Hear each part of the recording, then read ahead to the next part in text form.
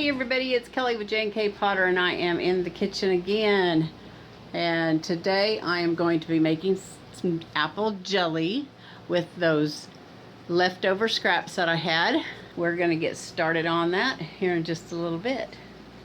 There's my scraps I got in there and they're going to be boiling. We're going to start out boiling them for about 20 minutes. That's cores and peels and seeds and everything. I have them in this pan, and what we're going to do is I filled them up so that the water just barely went over the top, and we're going to boil it for about 20 minutes. What we're looking for is a nice color in the water, and it brings out all that pectin, so that's what we want. So it won't be that liquidy when we're all done with it. Okay, so it's boiled 20 minutes with the lid on. Now we're going to go ahead and take the lid off and let it boil down. So we want to let it boil down just as far as it can to take some liquid out. And then we'll move on to the next step. Now I did have these scraps in the refrigerator under water and they sat there all night. So some of that juice and that pectin from those apples have already had a head start. You keep an eye on it if you're doing it, because you don't want the water to run out of the apples. But you do want to get rid of a lot of that liquid. All right, that's looking really good. This is about halfway through the second 20 minutes, and I think we're getting what we are after. It's getting nice and thick. Okay, so we got 10 more minutes to go, and then I'm going to be straining it. Okay, that's looking really good. So now we're going to put it in a strainer and strain out some liquid and throw away all the scrap pieces.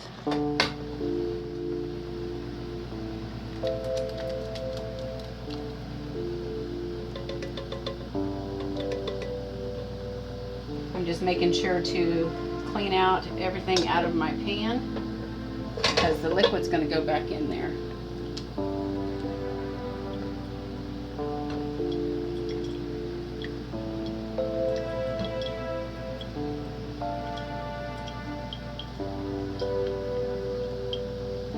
I'm going to go ahead and get my water bath started, because we will process these for 10 minutes.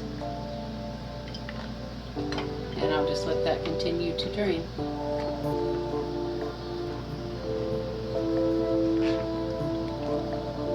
Okay, I spent a couple of minutes pushing this down and getting all the liquid out. Seems like a lot of work, but you did something with your apple scraps and you didn't have to let any of your apple go to waste. Okay, pan back out, pour our juice back in there. I'm going to turn the fire on. We're going to add a half a cup of sugar and a cup of water. The water. I'm just going to use a half a cup of sugar. Get that all in there. Now what we want to do is bring this up to a boil and let it continue to boil until it reaches 230 degrees. There's our thermometer. When it comes to this point,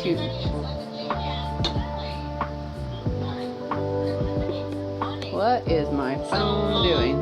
You want to stir this.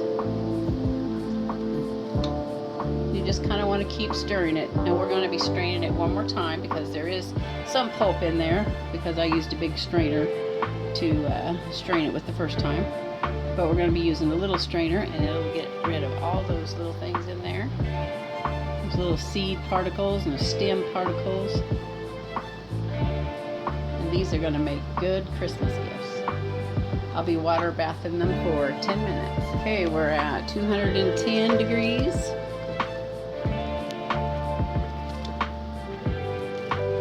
We're almost there now.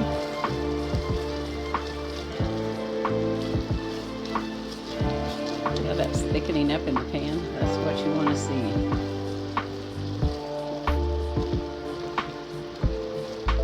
And you also want to see that move from 220 to 230.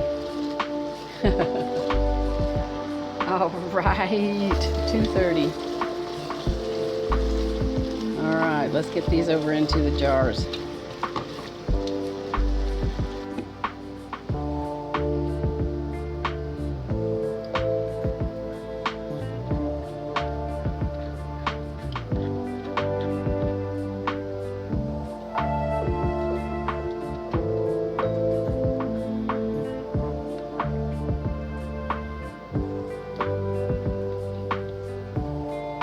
That would be so good on an oatmeal pancake.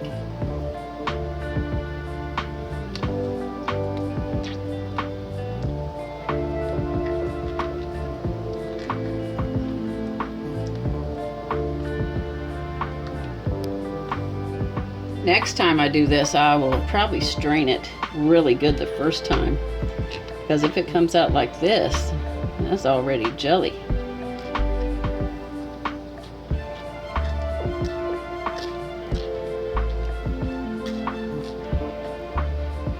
It looks like it's going to give me one jar, so that's all I need.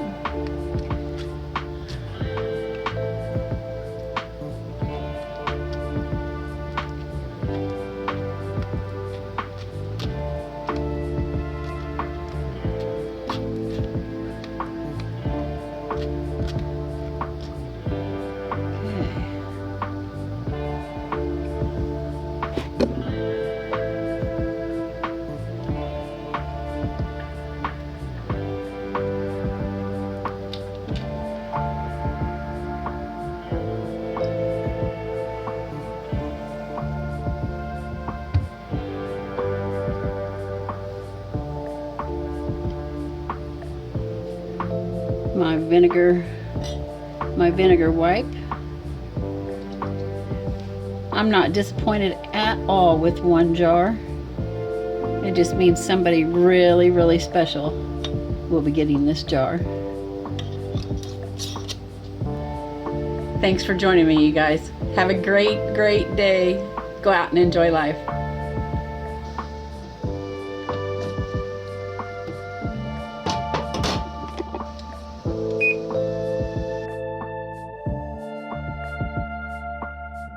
I've been having a little hard time with the possibility of what the results could be on my liver as soon as I decide to go ahead and get a test done. I am going to go in and talk to a GI doctor in the next couple of months whenever they call with an opening, but I've decided that I have too much time on my hands, so I need to keep busy. But more important than that, I need to think on things that God wants me to think about. And I was reminded about that when I watched my husband's YouTube video. Yes, everybody, my husband started his own YouTube video. It's called, what's it called, honey? A Simple Man's View from Below.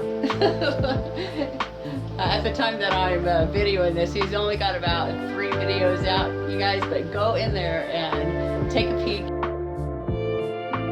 and see what you think.